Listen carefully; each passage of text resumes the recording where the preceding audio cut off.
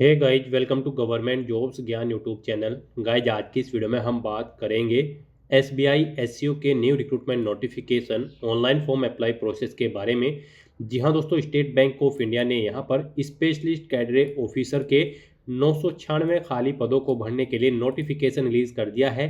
कैसे आप इस भर्ती में पार्टिसिपेट करने के लिए अपने फॉर्म अप्लाई कर सकते हो बिना कोई मिस्टेक किए हुए, इसकी पूरी जानकारी हम आपको स्टेप बाय स्टेप रजिस्ट्रेशन से लेकर प्रिंट तक इस वीडियो में देंगे। बस आपको इस वीडियो को स्किप के बिना शुरू से लेकर एंड तक देखना है। उसके बाद वीडियो पसंद आए तो इसे लाइक और शेयर कर दें। चैनल पर नए हो तो इसे सब्सक्राइब कर लें। साथ ही साथ आपको फॉर्म अप्लाई करते हुए जो जो भी प्रॉब्लम फेस हो रही है उन सभी का हल आपको इस वीडियो में मिल जाएगा। कैसे यहाँ पर आपको अपना लाइव फोटो कैप्चर करना है, पासपोर्ट साइज फोटो कैसे अपलोड करना है, सिग्नेचर आपको कैसे अपलोड करने हैं, डॉक्यूमेंट आपको अपने कैसे अपलोड करने हैं और कितने केबी में अपलोड करने हैं, पूरी जानकारी आपको इस वीडियो में दी जाएगी। बस आपको एंड तक हमारे साथ इस वीडियो में बना रहना है। साथ ही साथ आपको ये भी बताया जाएगा कि कौन सी वो कॉमन मिस्टेक है जिसे करने से आपके फॉर्म रिजेक्ट हो सकते हैं, तो आपको उस मिस्टेक को अवॉइड करते हुए यहाँ पर अपने फॉर्म अप्लाई करने हैं। तो बिना कोई वक्त गंवाए चलिए शुरू करते हैं। आपको इस वीडियो के डिस्क्रिप्शन बॉक्स में हमारी वेबसाइट ind-sarkari-naukri.in के इस पेज का लिंक मिल जाएगा। यहाँ पर आपको इस भर्ती के रिगार्डिंग सभी डिटेल्स प्रोवाइड कर दी गई है। भारतीय स्टेट बैंक ऑफ इंडिया यानी कि एसबीआई ने स्पेशल कैडरे ऑफिसर एससीओ के 996 खाली पदों को भरने के लिए नोटिफिकेशन रिलीज कर दिया है। आप 23 दिसंबर 2025 तक अपने फॉर्म अप्लाई कर सकते हैं। क्वालिफिकेशन की अगर बात करें तो डिसिप्लिन वाइज आप यहां से क्वालिफिकेशन चेकआउट कर सकते हो। ग्रेजुएट, पोस्ट ग्रेजुएट डिग्री धारक कैंडिडेट एलिजिबल हैं, अप्लाई कर सकते हैं। यहाँ पर जनरल, ओबीसी, ईडब्ल्यूएस के लिए 750 रुपये फीस है। एससी एसटी पीएच के लिए कोई फीस नहीं है। फीस का अमाउंट आप ऑनलाइन मोड से जमा करा सकते हो। सिलेक्शन आपका shortlisting, interview, online test और इंटरेक्शन के आधार पर होगा। आप ऑल इंडिया से ऑनलाइन मोड में अप्लाई कर सकते हो। उसके लिए आपको इस पेज को नीचे स्क्रॉल डाउन करना है, इंपॉर्टेंट लिंक सेक्शन में आना है, ऑफिशियल नोटिफिकेशन पीडीएफ लिंक पर क्लिक करके इस भर्ती के नोटिफिकेशन को ओपन कर लेना है और इसमें से आपको पूरी डिटेल रीड कर लेनी है। यहाँ पर आपको सभी डिटेल्स प्रोवाइड कर दी गई है, जैसे कि क्या पोस्ट का नाम है, कितनी उसके लिए नंबर ऑफ वैकेंसीज है, किस कैटेगरी के लिए कितनी वैकेंसीज है, किस डिसिप्लिन के लिए कितनी वैकेंसीज है, क्या आपका एलिजिबिलिटी क्राइटेरिया होना चाहिए, कैसे आप अप्लाई कर सकते हो, कब से कब तक आप अप्लाई कर सकते हो, पूरी जानकारी आपको इस नोटिफिकेशन में दे दी गई है। आप सभी डिटेल्स यहाँ से रीड आउट करें, उसके बाद अपने फॉर्म अप्लाई कर लें।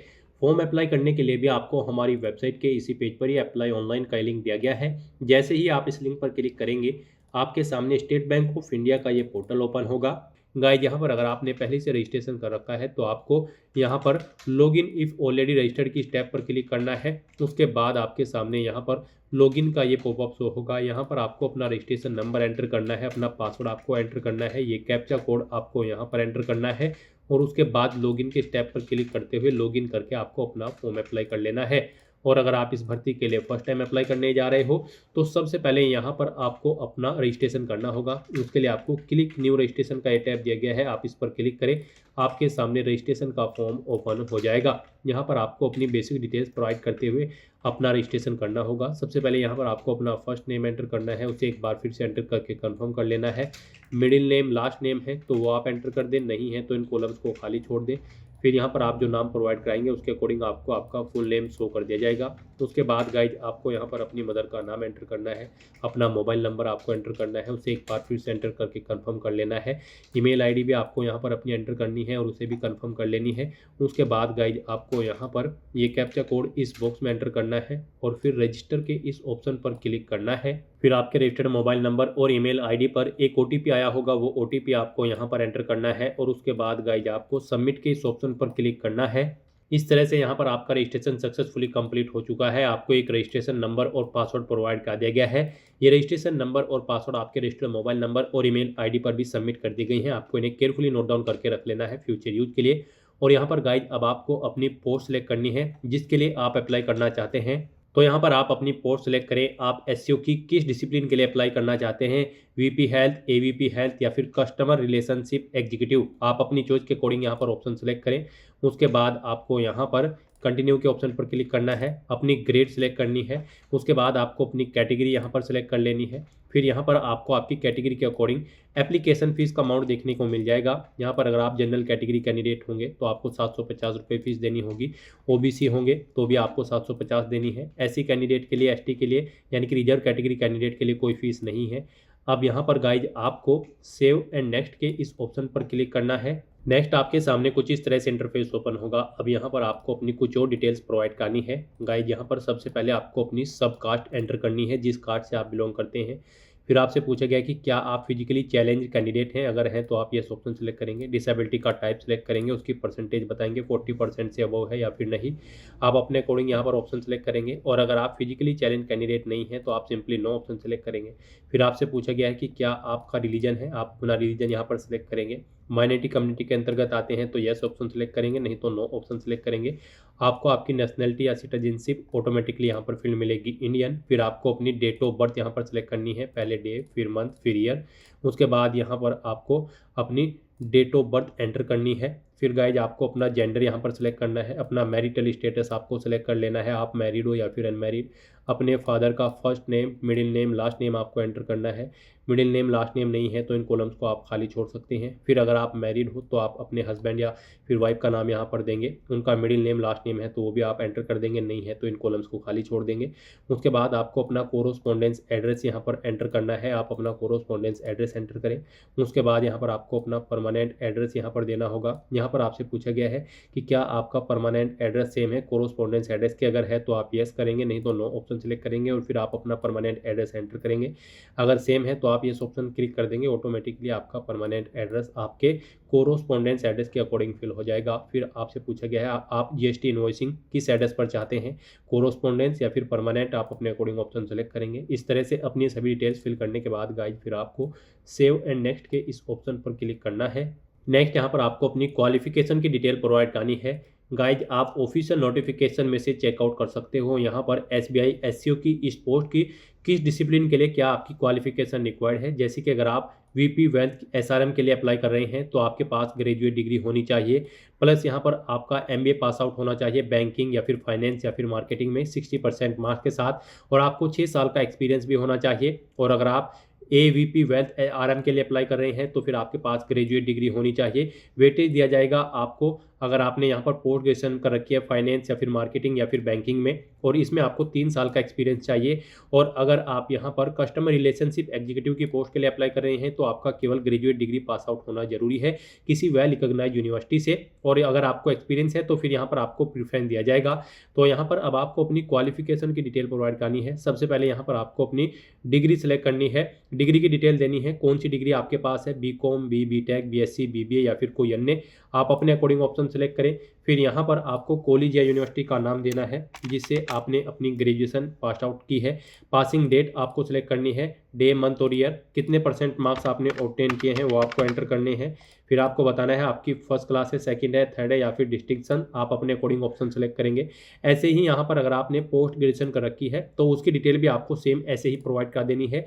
फिर यहाँ पर आपको आपकी प्रीफर्ड क्वालिफिकेशन के बारे में पूछा गया है कि क्या आपने यहाँ पर पोस्ट क्वालिफिकेशन कर रखी है, एक्सपीरियंस आपको एज ऑन 1/5/2025 से डॉक्यूमेंटेशन रिप्रेजेंटेशन है फाइनेंशियल प्रोडक्ट्स में, अगर है तो आप यस करेंगे, नहीं है तो नो ऑप्शन सेलेक्ट करेंगे। यहाँ पर स्पेसिफिक स्किल रिक्वायरमेंट आपको देनी होगी, या आपके पास यहाँ पर एक 2 व्हीलर का वैलिड ड्राइविंग लाइसेंस है, अगर है तो यस करें, अगर नहीं है तो आप नो ऑप्शन सेलेक्ट करेंगे, आप अपने अकॉर्डिंग यहाँ पर ऑप्शन सेलेक्ट करेंगे। फिर आपसे पूछा गया है अगर आपके पास लाइसेंस है तो यहाँ पर आपको आप बताना होगा आपका लाइसेंस कब तक वैलिड है, वो डे मंथ और ईयर आपको सिलेक्ट करने होंगे। फिर यहाँ पर आपको अपने डॉक्यूमेंट्स के एक्सपीरियंस की डिटेल देनी है, क्या आपको यहाँ पर फाइनेंशियल डॉक्यूमेंटेशन में एक्सपीरियंस है, अगर है तो आप यस करेंगे और फिर आप अपने एक्सपीरियंस की डिटेल देंगे, नहीं है तो आप इन कॉलम्स को खाली छोड़ देंगे। मान लीजिए आपको एक्सपीरियंस है तो फिर यहाँ पर आपको अपने detail of experience in financial documentation यहाँ पर आपको डिटेल देनी होगी। टोटल कितने साल का एक्सपीरियंस है वो यहाँ पर आपको बताना होगा। यहाँ पर फिर आपको सर्कल, अपने सर्कल सेलेक्ट करने हैं, जॉब के लिए आप किस सर्कल में यहाँ पर जॉब करना चाहते हैं, सर्कल प्रेफरेंस देनी है। आप यहाँ पर जिस सर्कल को जिस नंबर पर प्रेफरेंस देना चाहते हैं उसे उस नंबर पर सेलेक्ट करेंगे। 3 चॉइसेस आपको दी गई है, आप 3 सर्कल यहाँ पर सेलेक्ट करें। उसके बाद आपको बताना है लैंग्वेजेस के बारे में, आप कौन कौन सी लैंग्वेज जानते हैं। यहाँ पर कम से कम हिंदी लैंग्वेज आनी आपको ज़रूरी है, इसे आपको रीड, राइट या स्पीक आनी चाहिए। उसके बाद इंग्लिश, उर्दू, अरबी जो भी लैंग्वेज आप जानते हैं उसके बारे में आप रीड, राइट, स्पीक जो भी जानते हैं उनकी डिटेल देंगे। फिर यहाँ पर आपसे पूछा गया है कि आपको इस भर्ती के बारे में कैसे पता चला है, newspaper, social media, job portal या फिर अदर आप अपने अकॉर्डिंग ऑप्शन सेलेक्ट करेंगे। न्यूज़पेपर ऑप्शन सेलेक्ट करते हैं तो न्यूज़पेपर का नाम देंगे। और फिर गाइस यहाँ पर आपको, अगर आपको एक्सपीरियंस है, आप पिछली जॉब पर आपको कितना सीटीसी मिलता था, एनुअल आपकी कितनी इनकम थी, उसकी डिटेल आप देंगे। नहीं मिलता था या फिर आप कार्यरत नहीं थे, एक्सपीरियंस नहीं है आपको, तो आप इन कॉलम्स को खाली छोड़ देंगे।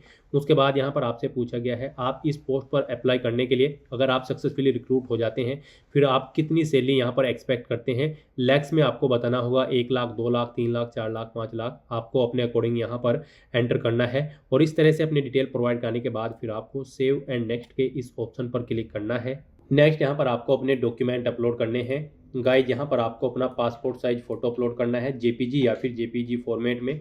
फिर आपको अपने सिग्नेचर अपलोड करने हैं जेपीजी या फिर जेपीजी फॉर्मेट में। उसके बाद आपको अपना रिज्यूम यहाँ पर अपलोड करना है पीडीएफ फॉर्मेट में। फिर आपको अपना आईडी प्रूफ अपलोड करना है पीडीएफ फॉर्मेट में। ये डॉक्यूमेंट आपके सभी पीडीएफ फॉर्मेट में अपलोड होंगे। डेट ऑफ बर्थ का यहाँ पर प्रूफ आपको अपलोड करना है। इसमें आपकी 10वीं की मार्कशीट हो सकती है, पासपोर्ट वगैरह हो सकता है। फिर यहाँ पर आपको अपने एजुकेशनल सर्टिफिकेट अपलोड करने हैं, ये भी आपको पीडीएफ फॉर्मेट में अपलोड करने होंगे। ड्राइविंग लाइसेंस अगर आपके पास है वो आप अपलोड करें। एक्सपीरियंस अगर आपको है तो एक्सपीरियंस सर्टिफिकेट आपको अपलोड करना होगा। फॉर्म 16 आईटी रिटर्न का यहाँ पर आपको अपलोड करना होगा अगर आपके पास है। लास्ट 3 मंथ की सैलरी स्लिप आपको अपलोड करनी होगी अगर आपके पास है, आपको एक्सपीरियंस है। सीटीसी बिफ्यूरिकेशन सीट आपको यहाँ पर अपलोड करनी होगी अगर आपके पास है, नहीं है तो इसे अपलोड न करें। फिर यहाँ पर आपको अपना अप्रेजल का सर्टिफिकेट लेटर अपलोड करना होगा अगर आपके पास है, नहीं है तो इसे ऐसे ही रहने दें। अपॉइंटमेंट लेटर लास्ट जॉब का आपको यहाँ पर अपलोड करना होगा अगर आपको एक्सपीरियंस है। आपको फिर पीडब्ल्यूडी या कास्ट सर्टिफिकेट अपना अपलोड करना है अगर आप रिजर्व कैटेगरी से बिलोंग करते हैं या फिर आप पीडब्ल्यूडी कैंडिडेट हैं। यहाँ पर आपको अपना सीटीसी नियोगेशन फॉर्मेट अपलोड करना होगा अगर आपके पास है। फिर यहाँ पर आपको अपना बायोडाटा फॉर्म अपलोड करना होगा। उसके बाद अगर आपके पास कोई अन्य डॉक्यूमेंट है तो वो भी आप यहाँ पर अपलोड कर सकते हैं। तो यहाँ पर अब आपको अपने इन डॉक्यूमेंट्स को अपलोड करने के लिए चूज फाइल के ऑप्शन पर क्लिक करना है, फाइल को सेलेक्ट कर लेना है। और उसके बाद गाइज आपको यहाँ पर अपलोड के इन ऑप्शंस पर क्लिक करते हुए अपने इन डॉक्यूमेंट्स को 1 बाय 1 करके आपको अपलोड कर देना है। और उसके बाद फिर आपको यहाँ पर इनका प्रीव्यू शो कर दिया जाएगा। उन्हें व्यू करने के बाद गाइज अब आपको यहाँ पर फिर नेक्स्ट के इस ऑप्शन पर क्लिक करना होगा। नेक्स्ट आपको आपके एप्लीकेशन फॉर्म का पूरा प्रीव्यू शो कर दिया गया है। आपको सभी डिटेल्स केयरफुली चेकआउट करनी है। इसे पेज को नीचे स्क्रॉल डाउन करना है, आई एग्री के चेकबॉक्स को ओके करना है, फिर आई कन्फर्म के इस ऑप्शन को क्लिक करना है, ओके करना है। और यहाँ पर अब आपको डाउनलोड/प्रिंट के ऑप्शन पर क्लिक करके अपने एप्लीकेशन फॉर्म का प्रिंट आउट ले लेना है। कहीं पर कोई मिस्टेक है तो आप बैक बटन पर क्लिक करके एडिट कर सकते हैं। और अगर सभी चीज़ें ओके हैं तो बस यहाँ पर गाइज अब आपको फाइनल सबमिट के इस ऑप्शन पर क्लिक करना है। इस तरह से यहाँ पर आपका एप्लीकेशन फॉर्म सक्सेसफुली सबमिट हो जाएगा अगर आप रिजर्व कैटेगरी से बिलोंग करते हैं। और अगर आप अनरिजर्व कैटेगरी से बिलोंग करते हैं तो पहले आपको अपना फीस पेमेंट करना होगा, debit card, credit card, net banking या फिर यूपीआई के माध्यम से। उसके बाद आपका फॉर्म सबमिट होगा। यहाँ पर आपका फॉर्म सबमिट होने के बाद आपको व्यू/प्रिंट एप्लीकेशन के इस ऑप्शन पर क्लिक करके अपने एप्लीकेशन फॉर्म का एक हार्ड कॉपी प्रिंट आउट ले लेना है, फ्यूचर यूज के लिए, फ्यूचर रेफरेंस के लिए। तो दोस्तों ऐसे आप state bank of India special cadre officer की इस भर्ती के लिए अपने फॉर्म अप्लाई कर सकते हो बिना कोई मिस्टेक किए हुए। आज की इस वीडियो में बस इतना ही। आई होप ये वीडियो आपको पसंद आई होगी। अगर पसंद आई हो तो इसे लाइक और शेयर करें। चैनल पर नए हो तो इसे सब्सक्राइब कर लें। Thanks for watching.